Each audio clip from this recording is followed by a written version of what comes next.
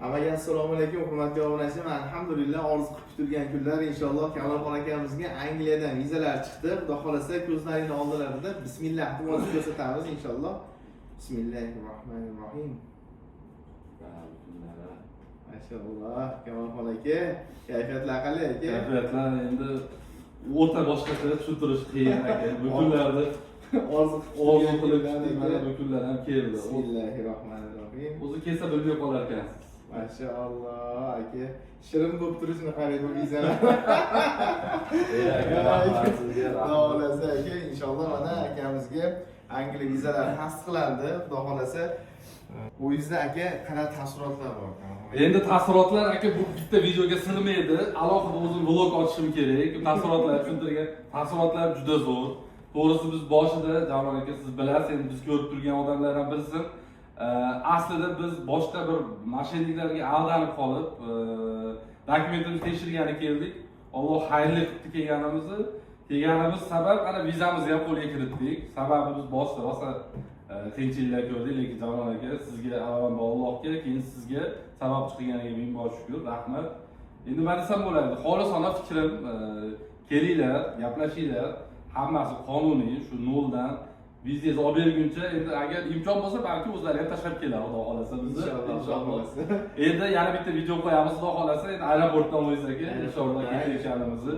Endi alhamdulillah hammaga nasib qilsin. Balki ikkinchi, uchinchi olishlar sizlarga nasib qilar, Xudo xolasa. Ba'zi arda ko'rishamiz. Xudoga shukr, shukrlarga yetkazganga shukr. Hammalarga rahmat. Endi to'g'risi videoda anaqa nima basman, lekin o'zimning fikrim doim aloqadaman Jalol aka.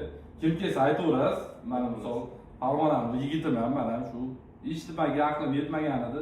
Jalol akamga rahmat, tushuntirdi boshidan oxirigacha. Mana vizamiz ham qo'lga kiritildi. Rahmat. Foydamiz tegandan xursandmiz aka, ko'ryapsizmi? O'sha Alloh taolo har bir bandasini yozgan qazoy qadarida hech qanaqangi xatolik yo'q. O'sha behikmat bo'lmaganda bu narsa.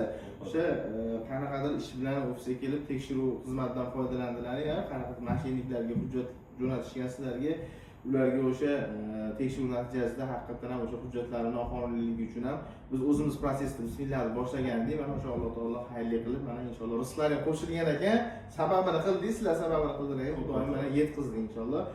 Sizdan keyingi har bir mijozlarimizga Allohim o'zi g'oyibdan yetkazsin inshaalloh. Shunaqangi vizalarni olish har bitta odamning qalbida orzu niyati bo'lsa inshaalloh hammaga nasib qilsin. Xudo xolasa biz foydamiz tegayotgandan xursandmiz. Hamisha sizlarga samimiy, yaxshi mijozlarimiz bilan ishlashdan biz xudo xolasa charchamaymiz aka.